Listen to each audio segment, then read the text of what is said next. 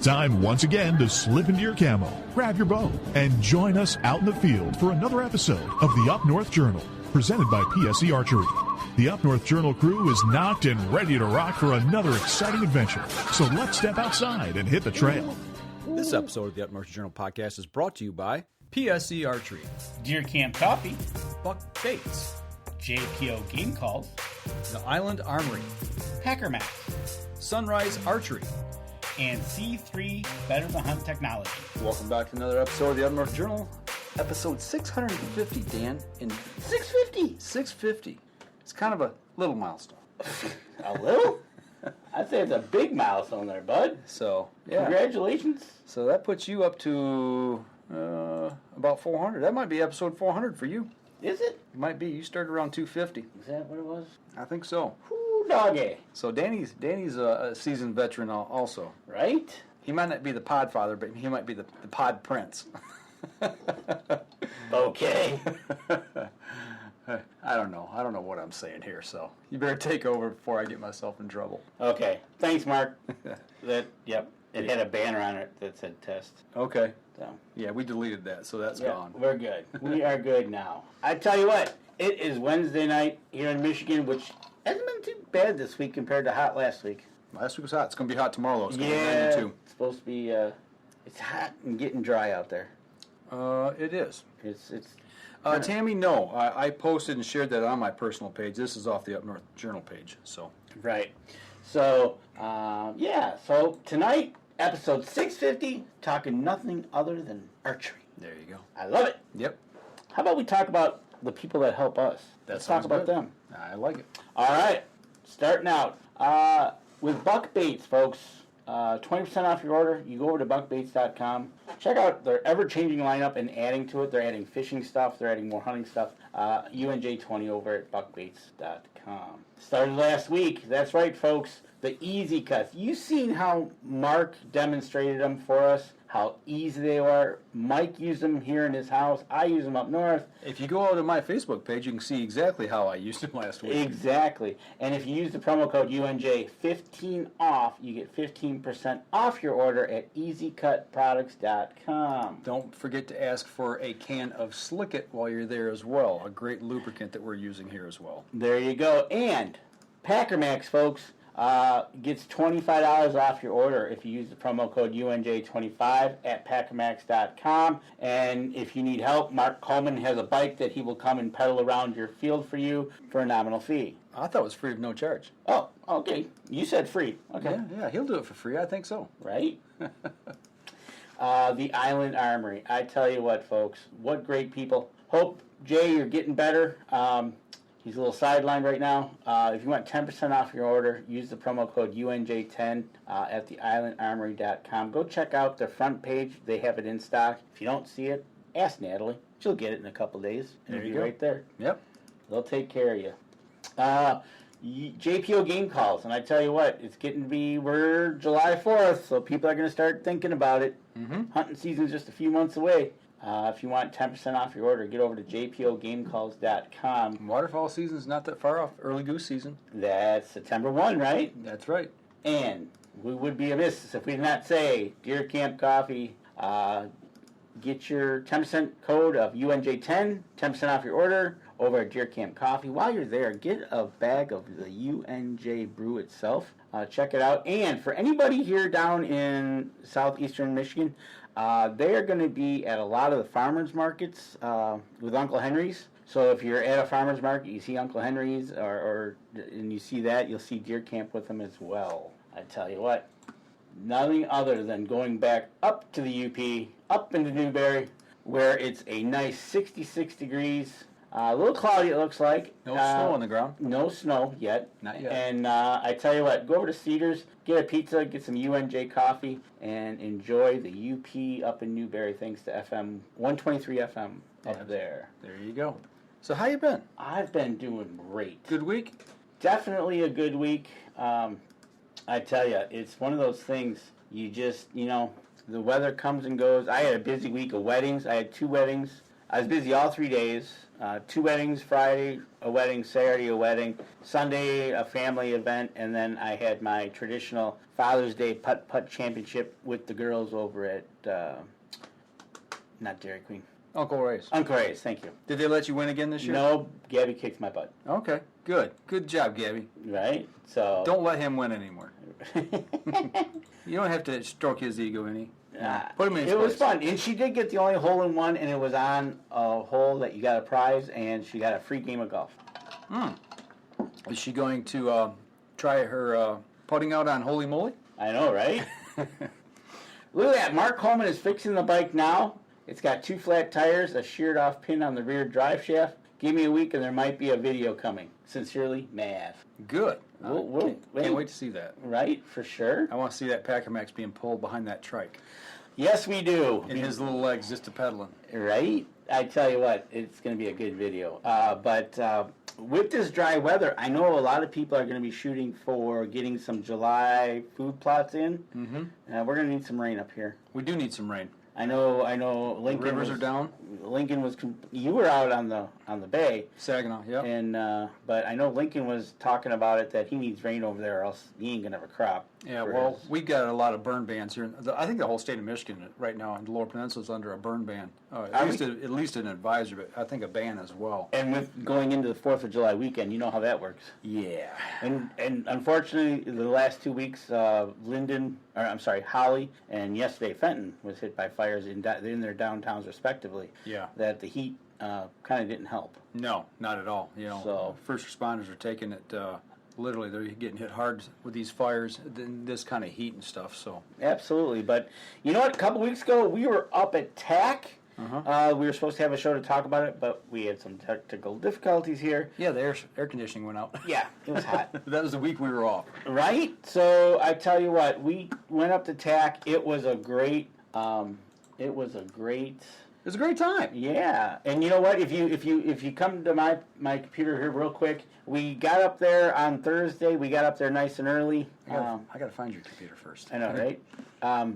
You can see right there, the first place we walked by as we walked up to the hill was the practice hill, which they were still setting up because you don't see the flags or anything that we saw the next morning.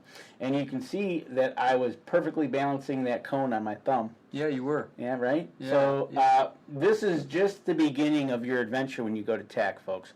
The practice field is just get a sense of maybe somewhat of your elevation. Not even close. But I do believe that furthest animal out was at 100 okay, so straight up from my finger in the practice range was 110. The buffalo? Yeah. Typically at 100 was 110 this okay, year? wait. It was 100 because to the left of that is the caribou, which was they were shooting for the truck. 112? Yep, that was 112. Exactly. And I tell you what, you're shooting at the 10 ring, and Yes, Mark, Crystal Mountain. and I tell you what, it is a feat itself. Just getting onto that practice range, getting it all set up, great. I'm gonna say the venue was great. It was awesome. You know, it's hard to compare Crystal Mountain to Boyne Mountain. From what we've heard, Boyne Mountain is undergoing a major renovation that's going to take 2 to 3 years. So TAC is going to be back at Crystal Mountain again next year, possibly a third year. Yep, exactly. So we found out that talking to a gentleman right there when we were kind of hanging around, just looking around to see what was going on. But I tell you what, unfortunately, they had to cut all their courses short by 5 targets, so you went from 25 to 20. But the first thing they told you when you walked up was, hey guys, you're only shooting 20, so if you feel like you want to go up and shoot more, after 1 o'clock, come back, we'll get you up there, and you guys can go shoot whatever you want. Yeah, they wanted you there by 2:30 at the latest? Yeah, and 2:30 was the latest because the one day, I think it was... There's weddings up there. There was actually a wedding up there, and the cool thing about that was, and this was not planned at all, folks, is that the people getting married were actually archers. So they actually shot the course in the morning, got married in the afternoon. That's pretty cool. I know, right?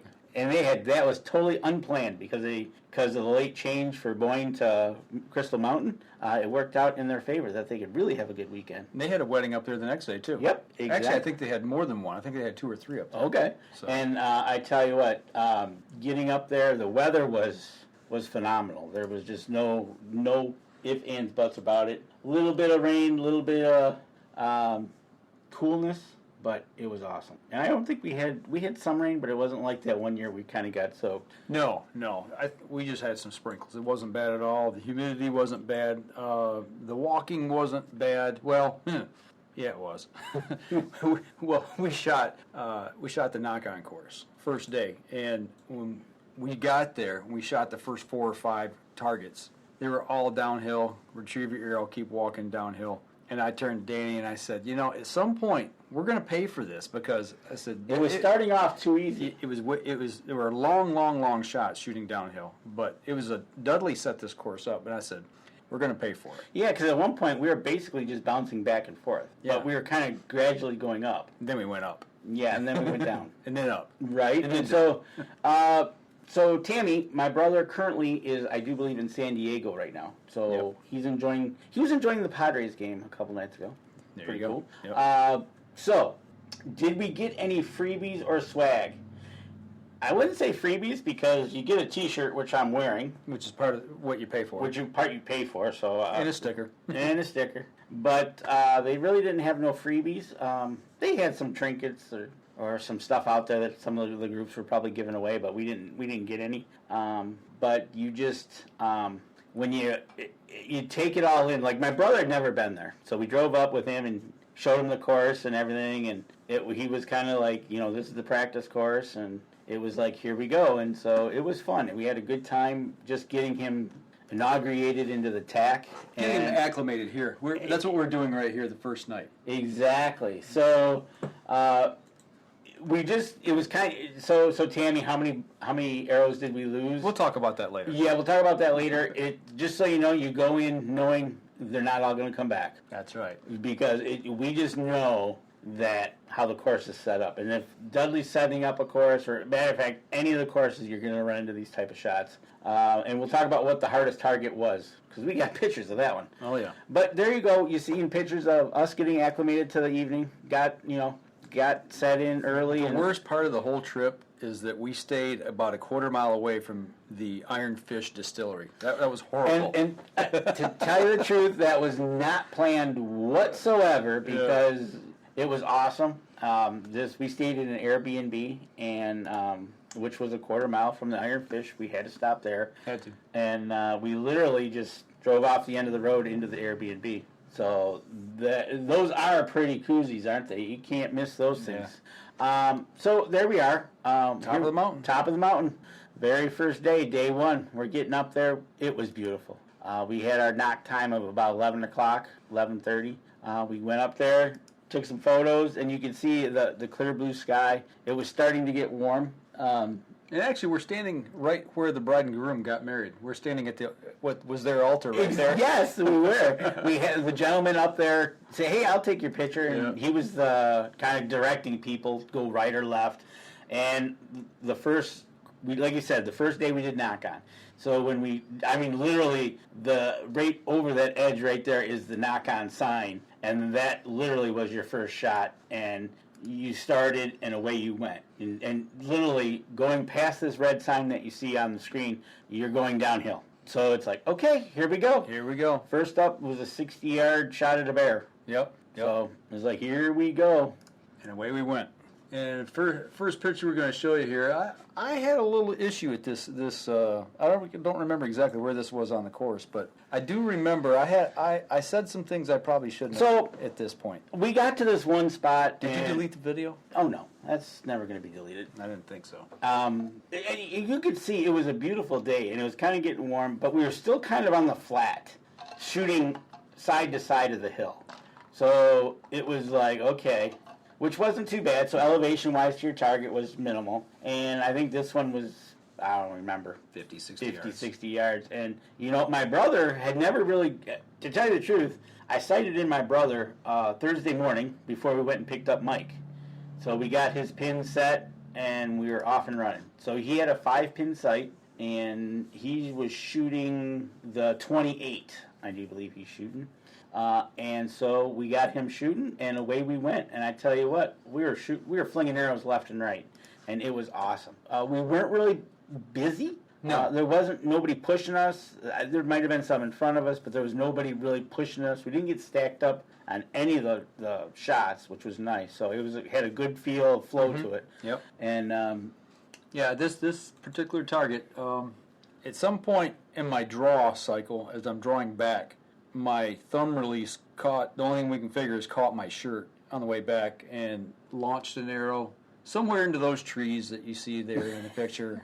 Don't know what direction, don't know. it was pretty straight. From looking at the video, it was pretty straight back, but yeah, it was. We're not looking for it at that point. Yeah, it was a off and run shot. I had a couple choice words to say, and then got another arrow and got with it. So. And it was nice to get out the PSEs and stretch your legs in preparation for hunting season coming up.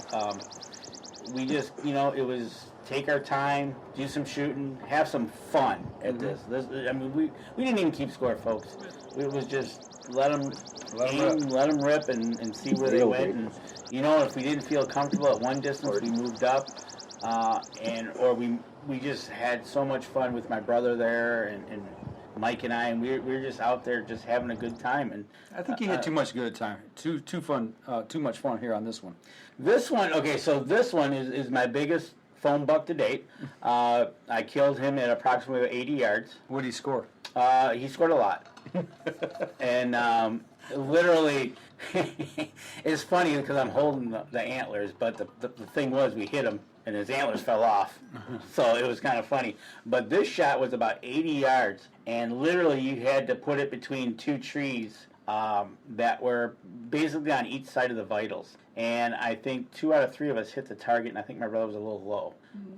But I don't remember. It was just one of those. We were just having a good time, and my brother's first time out there, he was having a blast. We were having a great time, going at it with each other and just kind of razzing and catching up to people or not catching up to people, and then as we got further into the course. We noticed the elevation started to do some changing on us. We were on the back side of the hill now, and we were going to eventually come back to the other side, the front side. So we started to shooting, and you notice here that we're starting to shoot at elevations, up and down. So it was starting to get there, because Mike even warned it. He called it. He says, this is kind of easy. We're going to be paying for this eventually somewhere in here, where we're going to be going up and down, and it's going to get worse. Well, I'll tell you what. Let's hold it right there. Let's go to our first break. We'll come back and we'll wrap up day one, because day one might take a little bit of footage. So we're going to step outside, take our first break, and we'll be right back after this.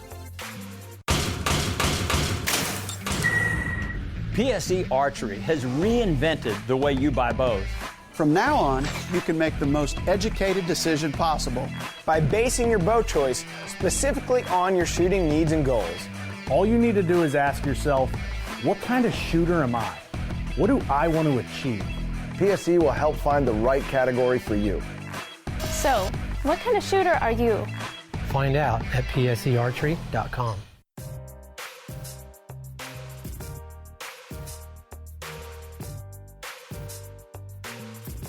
Second segment of the show. That's right, second segment of the show, and we are back. We're talking about our days up at TAC, and I tell you what, it was a fun time. We were on the Nock On course, day one, Friday, mid-afternoon, and we started to shoot. A lot of arrows got lost by other people. Yeah, it was, you always got to go into this knowing you're either going to lose something or you're going to, it's going to happen. You're going to break some arrows. It would give them up to the trees.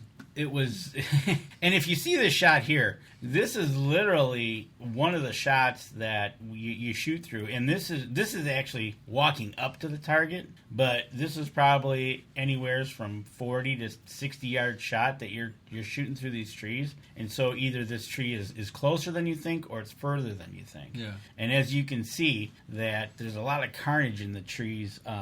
That it happened, and as we were walking through, and the way they have the target set up is you can hear other people shooting if you're quiet enough. Like when you're getting ready to shoot at a target, there's probably another target where you can hear other people cussing or hearing the arrows hit the trees.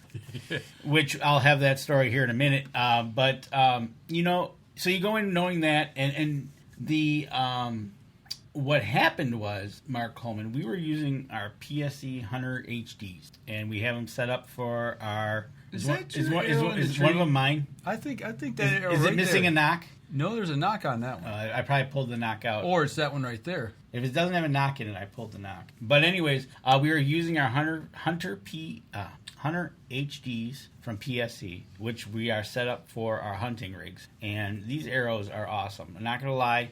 We've shot other arrows.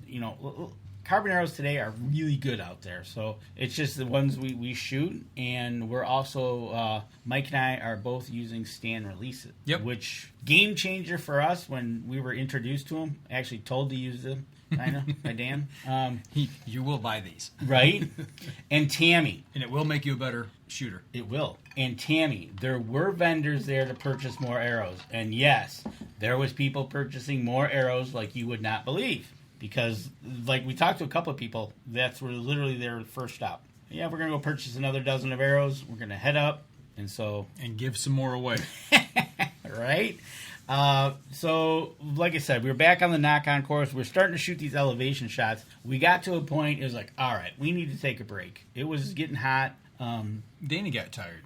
I got tired. We all got tired, and it was like, so we let a couple groups go through, and it was kind of fun, but the next group had 6 people in it, and it was an uphill shot, and the first guy shoots, and smack. You can hear him just smashing the trees. Yep. Smashing. And they are arrows, Tammy. Arrows for bows, bolts for crossbows. There you go. And so out of this group of 6, 5 hit trees, and the one that made it and hit the foam skipped it off a tree.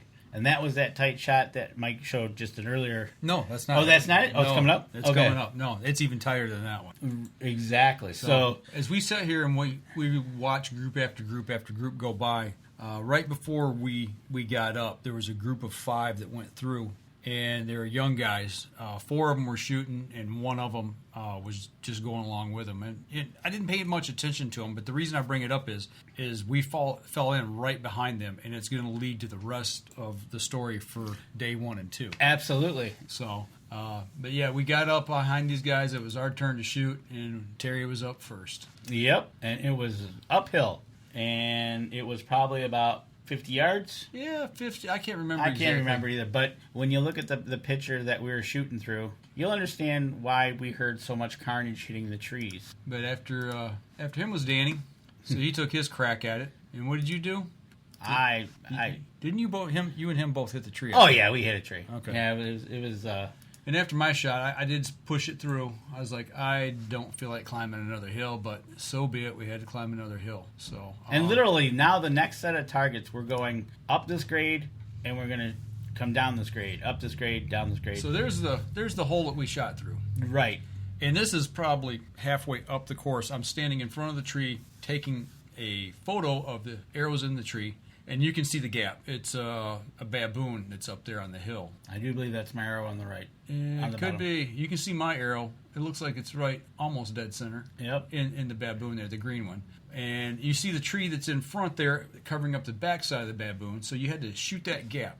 And let me see if I can. And it's funny because when you get onto this stuff, it's like you get to a point where like, okay, let's hope for foam. Yep. Because when you hear that thud of the foam, you're like, okay. Yep. And as you can see here, there was some carnage in the trees or skipping off the tree, as you can see. That was the tree in the back. Yep. And so there was a pile of arrows laying at both of them. Right, exactly. So it was just one of those things that we had a great time. And we went up and down these, and it was getting hot. This is at an elk that was 73 yards. Something like that. Downhill, sitting in the pit. Down a steep hill. That picture does not do that hill justice. No, not at all. It was a heck of an angle to go down, and it was amazing. But that's what you expect at TAC. Things you wouldn't think about. Actually, this shot is an actual shot that you could probably pull off if you're out hunting, because it's about 70 yards. He was laying down, and we just got ourselves ready, and then we had to go down the hill, which is always fun. And again, footwear is a must. It's key. It is key. You got to have boots, good boots, hiking shoes of some sort, because there's a lot of sand, at least at this venue and at Boyne Mountain both. as you're climbing, you've got to have good footing. Yeah, something that's easy on the feet. Absolutely. And, we just, started shooting, and we got back more into the woods going up and down. And these shots alone are, and of course, when Dudley goes out to do this, he wants to make it fun and make you feel like you're out west or whatever you're doing, and not easy shots. Sure, you got out in the field shots, but when you start adding these angles, or in this case, this picture, you're adding the tree, it becomes fun. Puts you out of your comfort zone. It makes you take shots that you would never ever take out in the field. And makes you, what it does basically is when you hit these things, it gives you confidence to make those chip shots so much more easy, and it also expands your effective range. Yes, and kudos to the Total Archery Challenge for having different courses out there. Besides Nock On, there was Prime, there was Sitka, there was the Leopold. There was one more. I can't remember them, but each of them, like the Sitka course, is always known to be lengthy, long and flat, and then obviously the other courses being up and down the hills.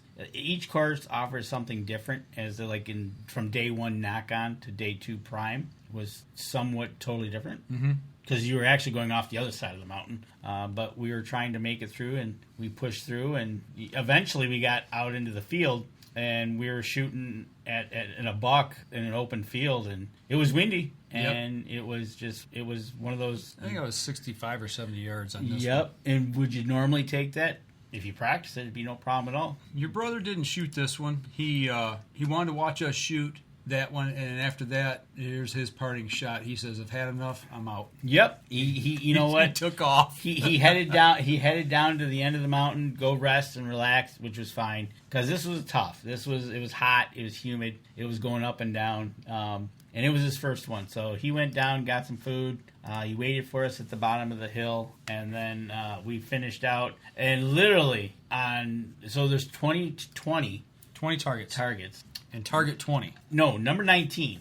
Let's go back to 19. You don't have to talk about 19. I don't have a photo of that. No, you don't. But you got to understand, we're walking down the hill. We're looking for number 19. There were green cones. They were numbered. So you knew if you found it, obviously. Standing at the cone. Yep, we're standing at the cone. We're looking to our right, looking to our left, and I can't see a target. Mike can't see a target, and he's looking and scanning. I saw the ribbon hanging. And then finally you picked up the ribbon, and then I'm like, what? And I saw about this much of an antler. About a horn sticking up. It was an African animal. Yep, it was about just a couple inches through the grass by the pink ribbon. And we're like, what? There's no way I could shoot and know what I'm shooting at. So literally, we kind of moved further down the hill a little bit, and it was an African animal at 35 yards, standing broadside. And the hill and the grass was covered. At the cone, couldn't see it. You could not see the vitals. You couldn't see anything. And actually, it's kind of funny if you're in the Total Archery Challenge group. That one was called out as a quote. Really, Dudley? I'm not 6'5". The guy's jumping up trying to see the target. Right. Yeah. And I totally get it. And it was like, all right, we're moving up a little bit. And sure enough, we took care of that one. And then we were on to number 20. So let's go back to the story where the guys passed us, the group that was ahead of us. Right. There's 5 guys there. The one guy wasn't shooting. He was just along with them. Didn't pay much attention to it. And he really wanted to shoot, but he ended up eventually he had some misfortunes where he actually broke both arms within a couple weeks of each other. So he wasn't feeling confident to shoot, but he wanted to be there and enjoy it. They are all basically local from the area, so it was great to meet them. Kind of let them go by, laughed a little bit when they shot, and we followed them down, and we were on our way down the hill. And this is the Nock On course. And so far, at the end of the Nock On course, you get to shoot with Mr. Dudley himself. He had a little area set up there, and he was going to shoot. You could go shoot with him.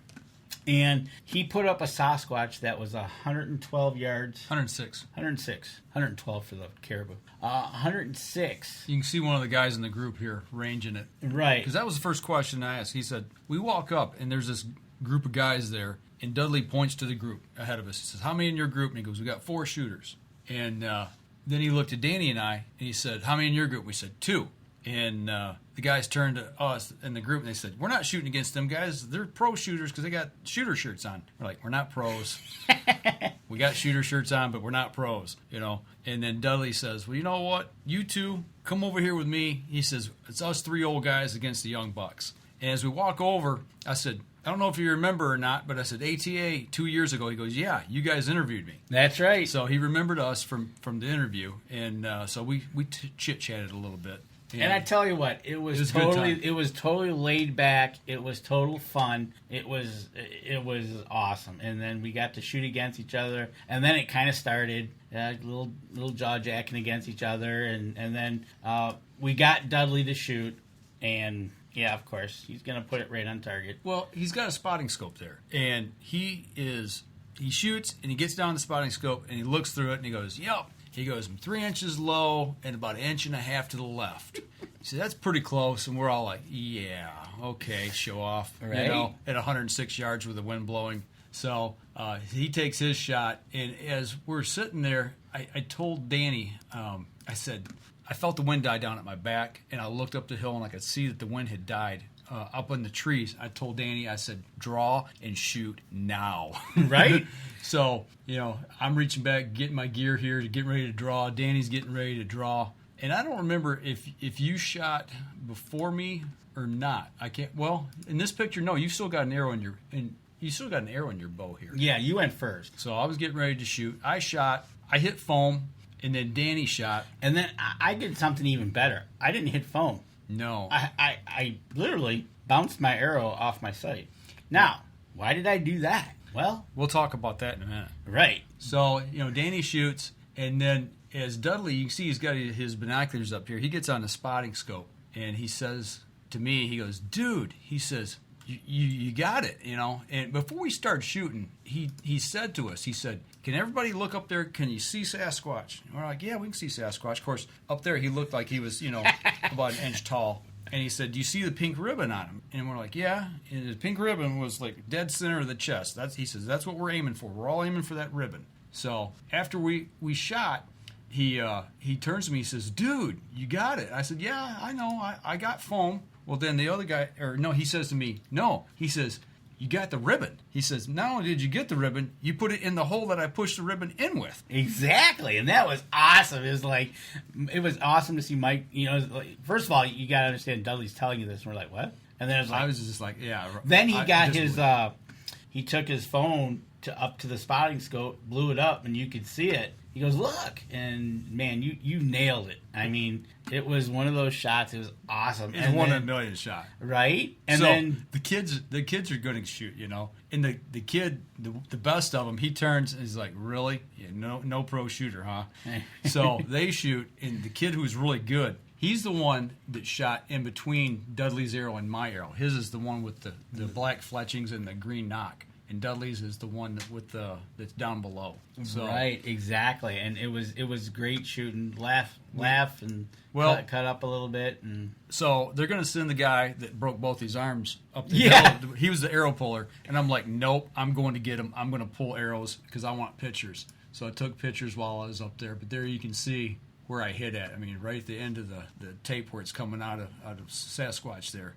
And, of course, I had to get myself there pointing towards the hero shot, right? That's right. So we come back down, and we got done, and we're all jaw-jacking, and we got done, and Dud says, "Hey, we got to take a picture." So that was that shot. But I found the next day online, he was up the mountain taking a photo at Sasquatch looking back down the hill. Now, everybody who's on the live stream, if you look at the biggest tree, the big round tree at the bottom of the hill on the left, there's a line of people standing there in front of that tree. That's where we shot from. So that gives you an indication of just how far. That's with Sasquatch looking back at us. That's what he sees. Yep. And we're pretty little down at there. Well, and you can see the two guys behind him there over his shoulder, how small they look. And they're just a little bit behind him, but it's the difference in the elevation. Right, and if you go back to the picture of us with Dudley, if you look up over the shoulder, you can see Sasquatch up there, and look how little he looks at when we're looking up at him. Yep, right above that little pine tree right there. Exactly, and so it was just one of those things. It was awesome. It was fun.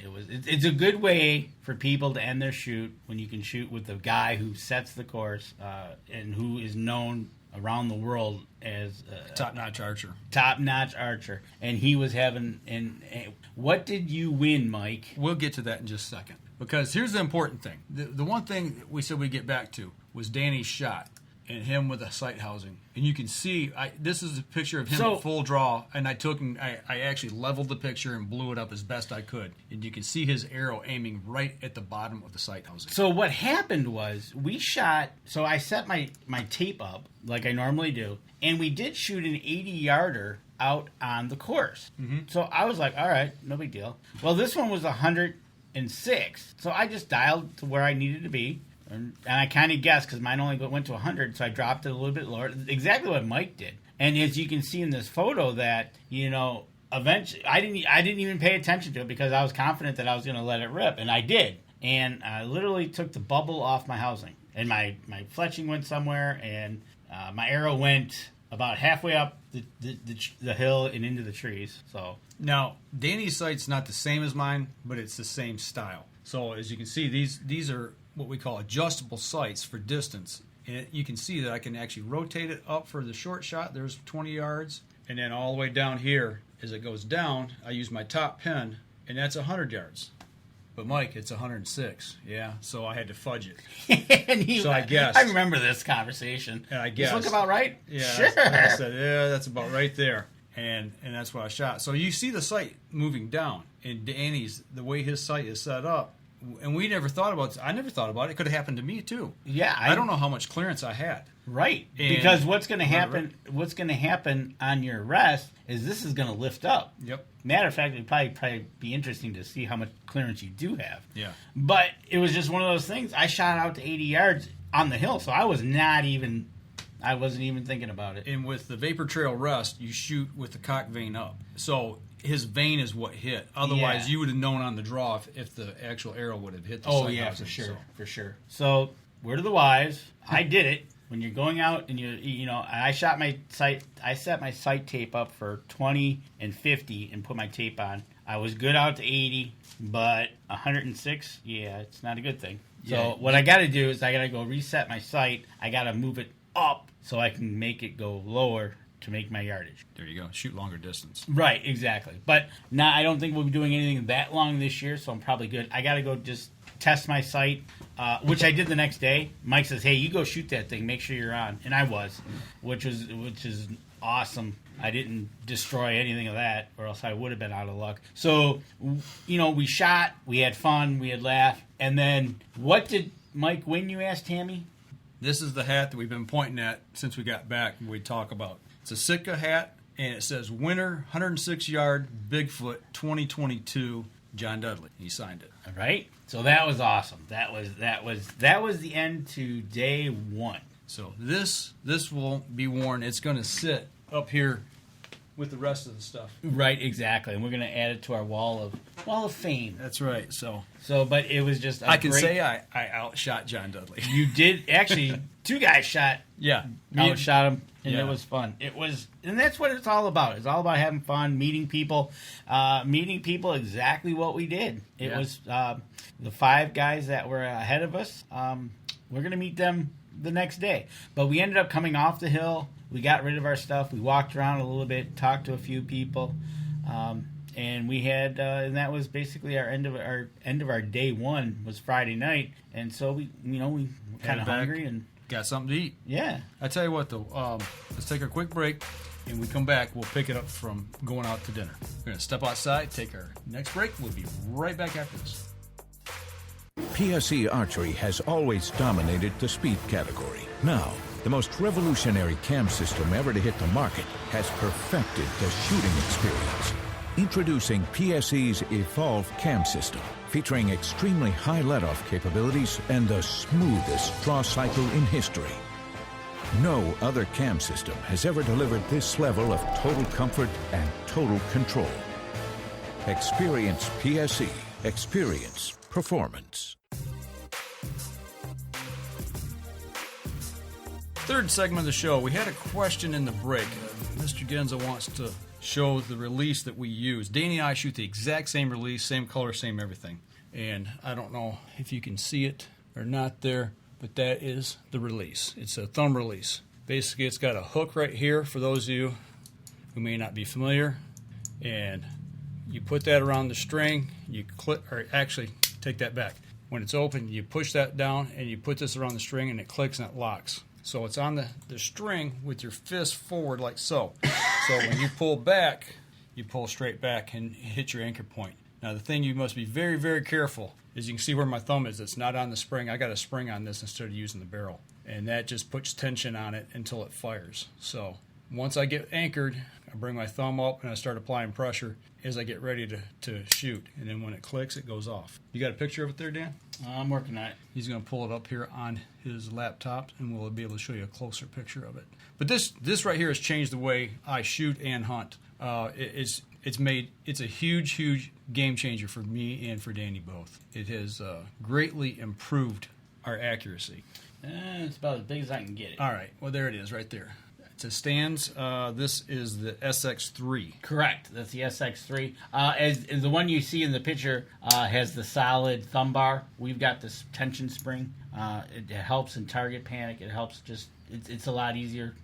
What's also nice about this is that you can actually take the pin out that's in the handle and screw it in, and it won't fire. Yeah. So you can practice and not worry about it firing. What he's talking about, I have mine here in the studio somewhere. Right. It's packed. I know it's still here, but I just haven't gotten it out, and I don't know exactly where it's at. But basically what he's talking about is right here on the side. You can run, you lock it onto your bow, and you can run this thumb screw through, and it locks it into the lock position. And when you fire it, this hook will not release a string. So you can actually pull back, practice your form, and practice firing, and the string will not. Exactly. And that's the biggest thing. It keeps it from dry firing. And I tell you what, with Dan's help and learning how to shoot these releases, you've got the stands out there, Dudley's got his out there, Ultraview's got theirs out there.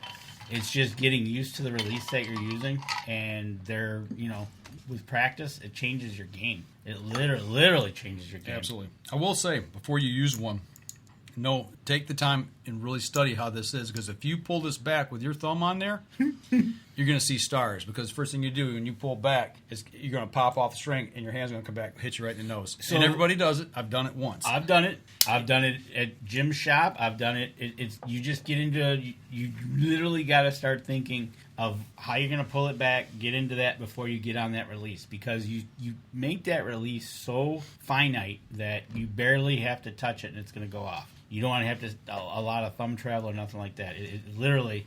And that spring makes a world of difference versus a barrel. When you put your thumb on there, well, here, it takes this much pressure to shoot it. Right. So as you start your shot, it forces you to concentrate on holding the bow steady and not so much on this, because you don't know exactly when it's going to go off because it's a spring. Yep, exactly. So that's one of the things that Dan has taught us through the years of how to shoot these things and be prepared and learning your instrument that you're using to shoot with. So great release. Absolutely. Highly recommend it. They are pricey, I will warn you. They're all pricey out there. If you're going to get into a thumb release, they're all in that upper. There's some that are cheaper. So beginners, definitely try them out. My brother shoots one. I think he got it Bass Pro over 10 years ago, now that I think about it. But he loves it. That's what he uses. He switched over, and he hasn't gone back since. And he shot well. At some of the targets, he outshot us. And, he only hit up to 60 yards. And, obviously, like in the real setting, he probably wouldn't do that, but we were out there to have fun. And he was hitting foam at 60. Yeah, he was hitting some good shots at 60. Absolutely, and that's the way it goes. And Adam Wynn, when you're ready, you let us know, and we will help you out. Let's make that happen, Adam, sooner, so we can get you ready and maybe get you out there for October 1st. Absolutely. So, all right. So Danny mentioned we got done. Shot with Dudley. The guys that we shot against were jaw-jacking, giving us the business. And as we sit there and talked, it's like, well, what are you guys going to do? Going to get something to eat? Yeah. Well, where are you guys going? Well, we're going to go down to the 231 Bar and Grill down there on the highway. And they're like, what? Because they went to somewhere else. Yeah, and they're like, well, how good's food? It's good. It's reasonable. So they said, well, we'll go down and save a table. Okay, so they took off. Well, we took off quicker than they did. We got down there and saved a table. And then they come. We sit there and had dinner together and talked. and had a good time. Talked archery, talked all kinds of stuff. Just life. It was cool. It was cool.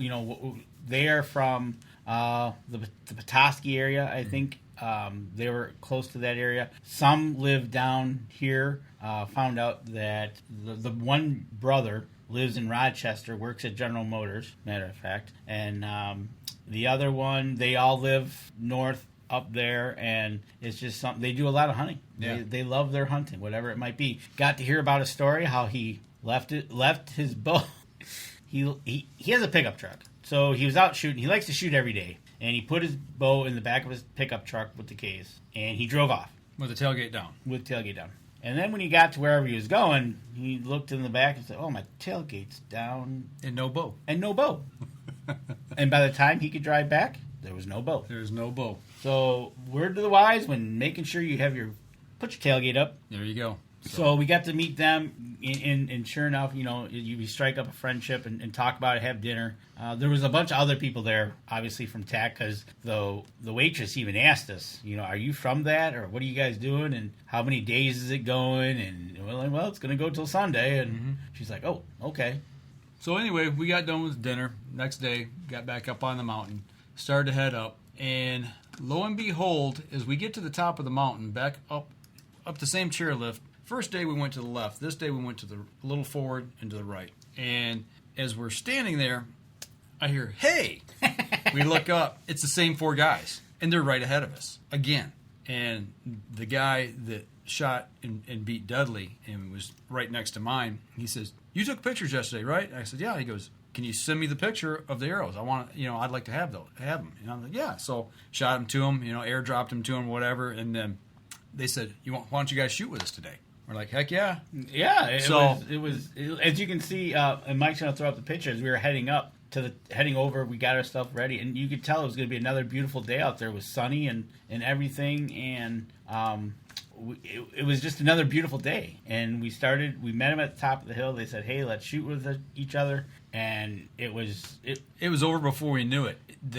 We shot the prime course that day, which was a lot flatter, a lot easier walking, still long shots. Actually, I think the shots were a little longer. But as the shoot went on, I only took one picture during that whole shooting, and that was me and the guy that I beat and a friend of his. That was the top grouping of the day. We all punched right there in the center. And there was some shots again here and there. This one again, between trees, uphill, downhill. Actually, there was a couple in the power lines, because the power lines are cut right through the hill. We were in the opening of the power lines. I think the one was 90. The one that was furthest was 90-yard shot. And you're just launching these arrows, and it says, there was a little sign that says, shoot and pull and come back. So we shoot, all right, somebody's got to go get them. Then they come back. Then we went the other way, kind of did the same thing. There was a couple shots along this power line that you were literally looking into the dark zone.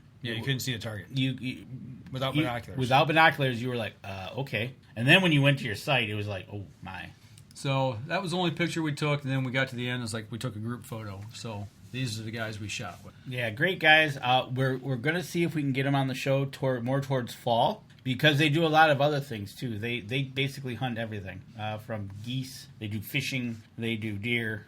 So we're going to try to get them on the show, find out how it's going up there. Now, the guy standing next to Danny in the photo is the guy who... Sam, that's right. Sam, he was the one that shot against me and Dudley, was right there in the middle. And afterwards, he went and did one of the shots where you pay a little money to try to win a truck. So you pay $15 an arrow. You're shooting at 112 yards. And if you get it inside, not touching the line of the 10 ring, you get one ticket entered in to, I think this year it was a Chevy Silverado. And he said, okay, I got to try this. And he spent a little bit of money, but he did it. And truthfully, at the end of this, there is not many that get put into this. At this point, how many? This was event 6 or 7. Yeah, and there was 40 tickets. Yeah, there wasn't many, and usually they end up with about up to about 60, 70. So your chances are actually pretty good if you get put into this thing for a truck. And lo and behold, he smacked it after a little bit. So we all high-fived, and and away we went. And so we got rid of our stuff, and we headed. It was about 4:30, and lo and behold, there was some free stuff over by the Dudley, and he obviously had to say some words. They gave out some free beer, and he gave a little speech, and it was awesome. It was just he was just talking about, and then he took some question and answers. So stuff they give out was some really nice prizes. So $200-$300 gifts. Yeah, he was giving away some really good prizes, binoculars, some other stuff, obviously from like little swag hats to some top-notch stuff. I bet they give away a couple grand worth of stuff. Oh, easily throughout the weekend for sure. Yeah, maybe even a little more. Right, and there was some other. There besides the caribou, you could shoot at the African animal that was closer, and you were entered into a drawing for an African hunt. And then there was the steel. Is that a rhino? The steel target. Yeah.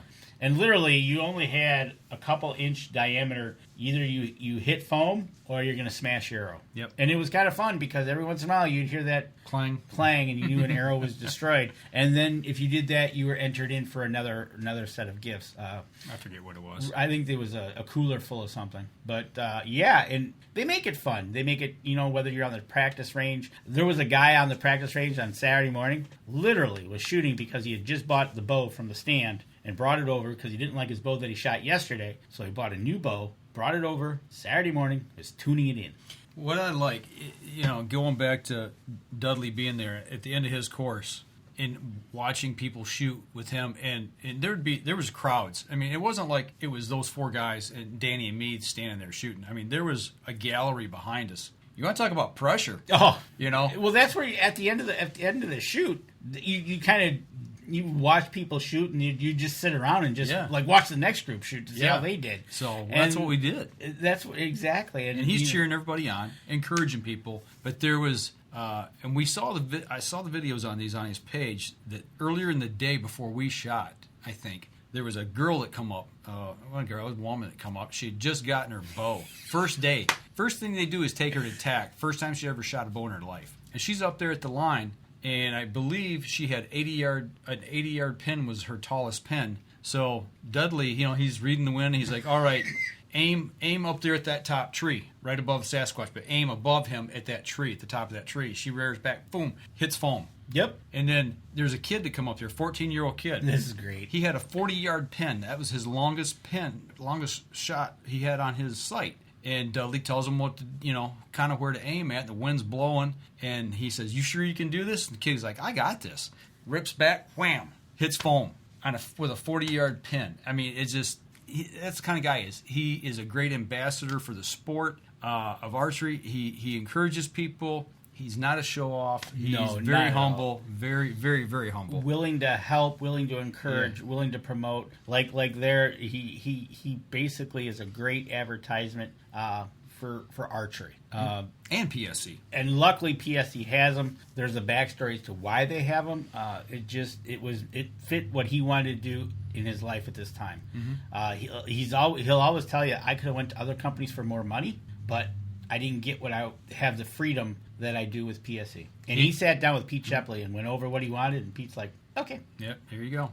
He wants to do something. They give him an engineer. They draw it up, mock it up. He gets to play with it, make improvements on it, and before you know it, it winds up in our hands, as consumers, being able to shoot a great piece of equipment that he has kind of tinkered with and gotten the most out of. So. And he tries to fill all those voids, right? The price points of an average hunter to an elite hunter, from like the carbon bows that he has down to the non-carbon aluminum bows that are in the $100, couple $100 range, $700 I think is what it is. But he offers that up and says, hey, you get into it, you spend a little bit of money, and you're going to be there. And he puts his name on it, so it's one of those things. It's awesome. And you talk with him, and he's very, very humble. It's awesome. He's a great, and like I said, great ambassador for the sport of archery. And he wants to see everybody succeed, whether you're a child, a woman, you're a male, any age group,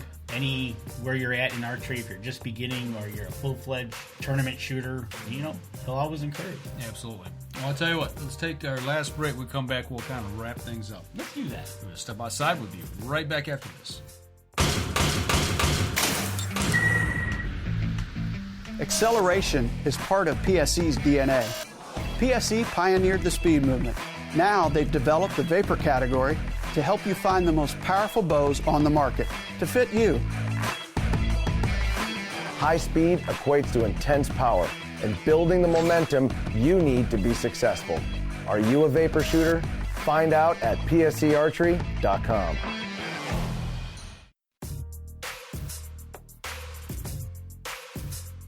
Last segment of the show. Mr.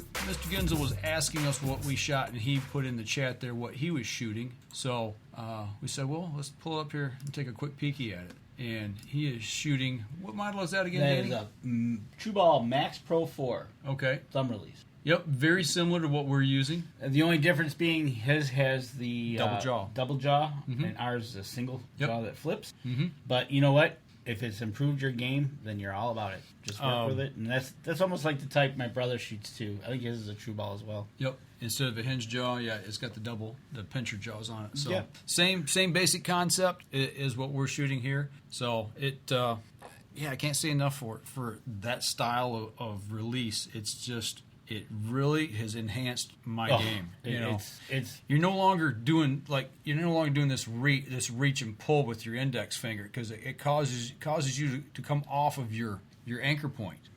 When you start reaching for something, and there's too much movement there for me. Exactly. Well, that's what we learned, right? That's what Dan taught us. Look at the movement you got doing this as opposed to a little bit of this. A little squeeze. Yeah. Or the one thing that he taught us too. Another thing, and I've played with, instead of squeezing with your thumb, just rock and let the pressure off with that pinky. Pull that pressure on that pinky and rock that release ever so slightly as you squeeze. And it fires. And you set them that light because you can adjust how much tension is on that to shoot. Yeah. Yep. The tension is fully adjustable on that. So let us know how you do with that, Tom.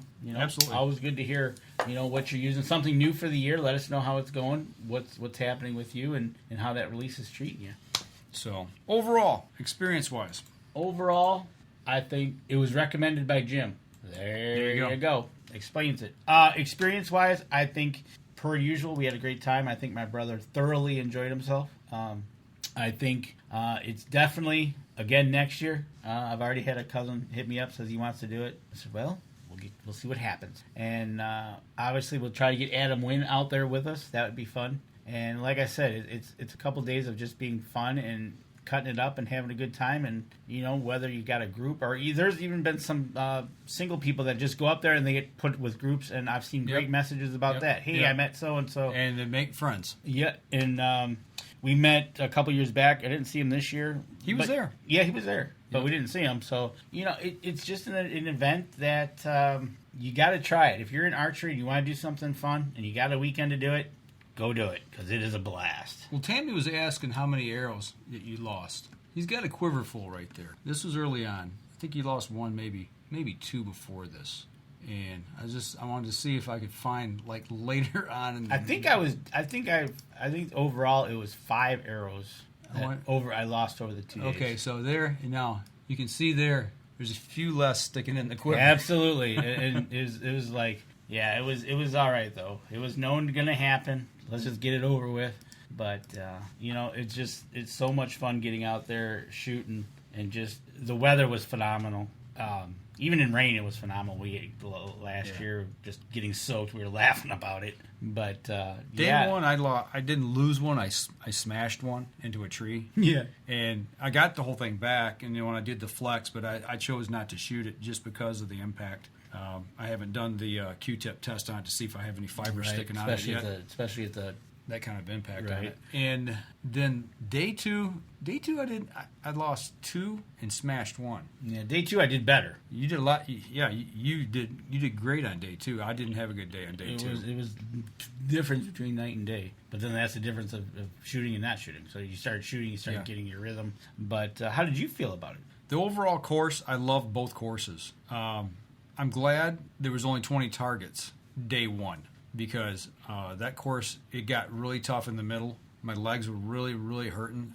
Could I have shot 5 more targets? Yeah, but it would have been a struggle. It would have been. Yeah. It would have been that mental part of if you're out west, Yeah. and you're you're in the late part of the day. You've been walking up and down, and you get that shot of a lifetime. And you get that shot of a lifetime. It would have been exactly where it would have been, and it would have been okay. I liked finishing shooting with Dudley. To me, that was like, no matter what I did on the course or no matter what I did on the shot, to have the opportunity to shoot side by side with him, to me, that was the whole event. Oh, absolutely. You Was you and me there with him. It was really cool to be able to do that. And it was so cool. And Tammy, Sam with us that second day lost one arrow because what he did is he shot through some trees and literally there was a piece of bark hanging and it hit that, it deflected off into the woods somewhere. So he lost only one that day. Yeah, so, he hit foam every time. Oh yeah, the guy's a phenomenal shot. He was,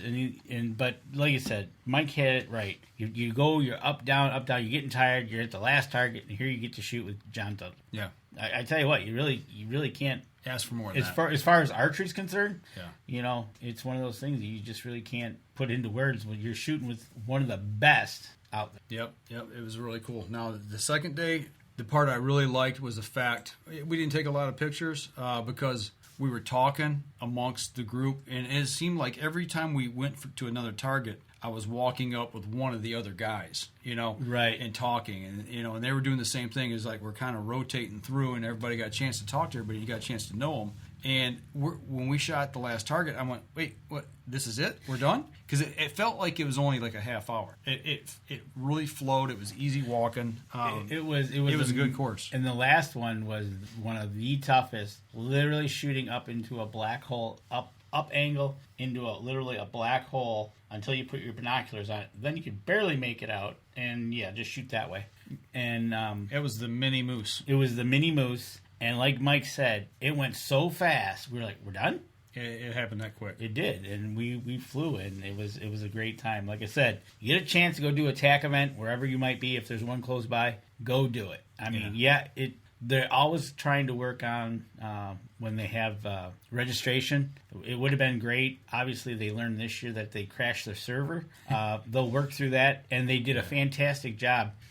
For us, I got everybody registered, but it ended up because I had to go back and forth. By the time only 3 people. By the time my brother was way off, so in times like 2 hours, and so I emailed him right away. I said, "Look, we're together. Can you bring him closer so we can go?" And they did. They got him to within a half hour, and they said, "Don't worry about it. He can go up on the lift with you guys, and then just shoot." Yep, and they did. They let us all go up together, so it worked out great. Right. And then that was the second day, and we got to shoot with those guys again. Yep. So that was exactly. Cool. So it was really cool. It was a good time had by all. Definitely do it again next year. From what we hear, we'll be back at Crystal Mountain. Just matter what the dates will be. Are we going to stay at the same place? If it's going to be at Crystal Mountain, I would definitely say yeah. Okay, so now that we've talked about TAC and everything, where we stayed, like I said, was a quarter mile down the dirt road from the Ironfish Distillery. And I tell you what is really neat about this area as you're driving down these roads is you start running into these fields. These fields are full of oats, they're full of rye, but there's a sign in each field that says this field of rye will turn into 75 barrels of whiskey in the future for Iron Fish. And that was kind of a neat thing. And of course, that's prime deer habitat. Well, so that first night after we sipped on a few barley pops, I grabbed another one. I said, let's go for a walk. I had my binoculars with me. I said, there's deer in these fields, guys. There's got to be. I said, this is prime habitat. It's up in the Northwest 12 where the APR restrictions are. We saw deer tracks in the 2-track leading down to the house.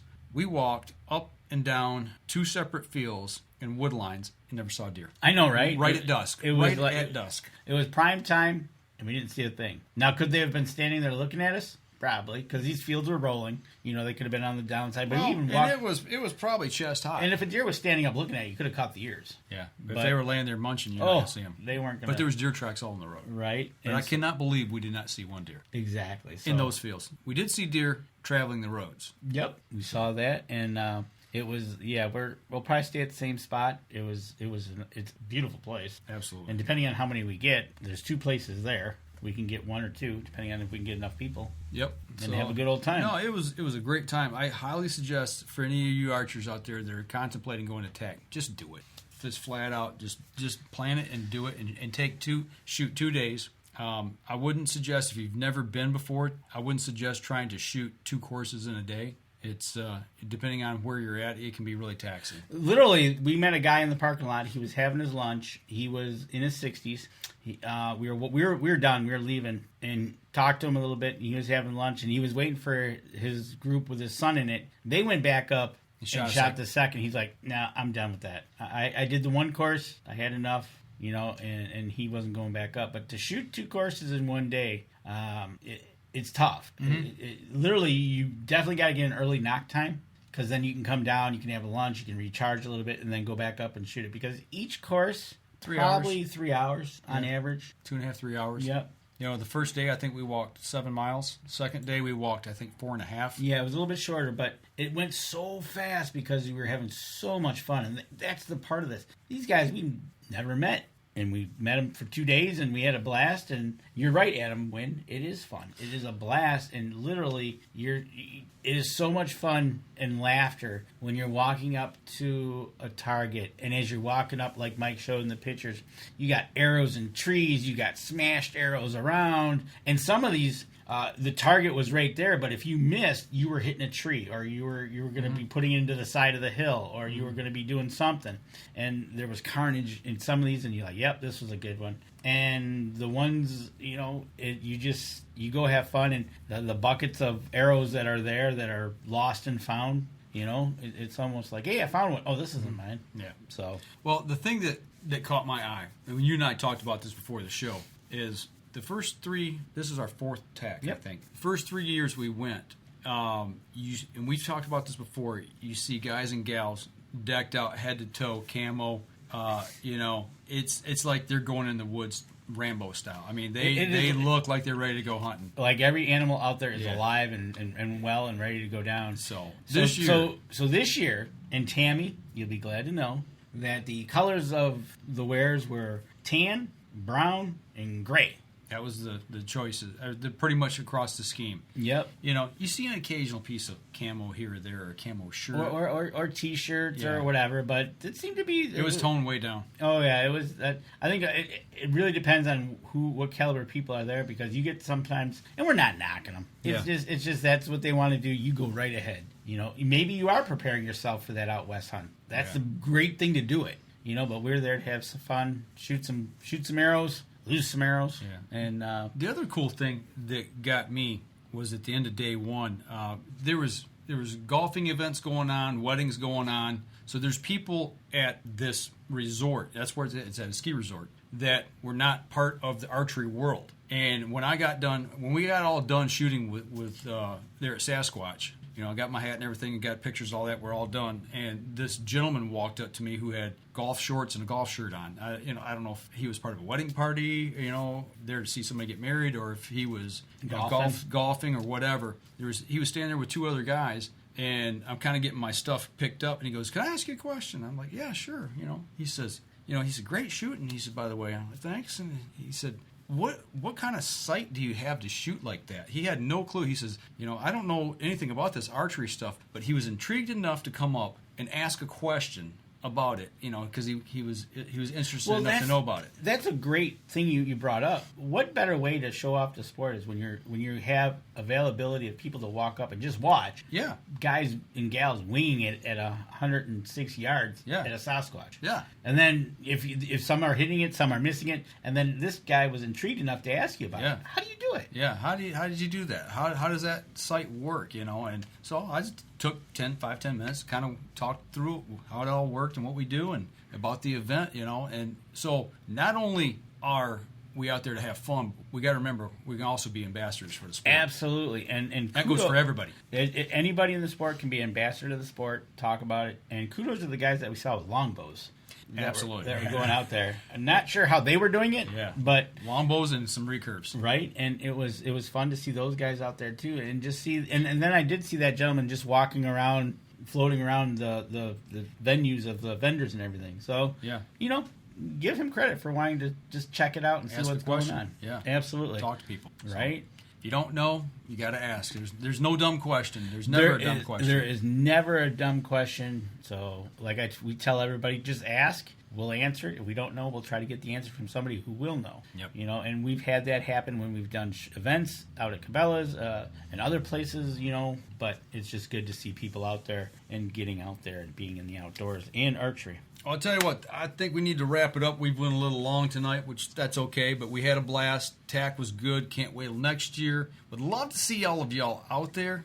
If you know us, you see us there, come up and say hi. Yeah, and unfortunately Kyle wasn't able to be there because he was in a fishing tournament, and it was like, but we'll see if we can't make it happen again next year. So we did see a few friends there, so that was cool. Absolutely. So next week. So I'm going to be in the UP. Oh, that's right. Next week is vacation week. I'll be in the UP. We're going to try to hook up with Adam Wynn and talk a little bit of fishing because he's doing some kayak fishing. Maybe run through his setup a little bit. Yep. So, Adam, if you're on listening right now, start taking photos.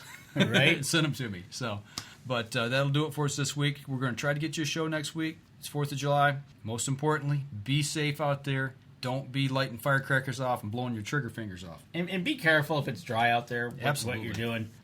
No forest fires. Yeah, no forest fires, and be safe. So that's all we got for this week. Remember, go over, if you're listening on the podcast, go over to iTunes, give us a review over there. That helps us and helps people who help us. And make sure that you share the show for us as well. And give us a follow here on social media. Y'all take care and be safe out there. We will see you hopefully again next week, but if not, it'll be 2 weeks, so you just have to stay tuned and we'll throw something at you. Y'all take care. This episode was brought to you by PSC Archery, Deer Camp Coffee, Buck Baits, JPO Game Call, The Island Armory, Hacker Max, Sunrise Archery, and C3 Better the Hunt Technology.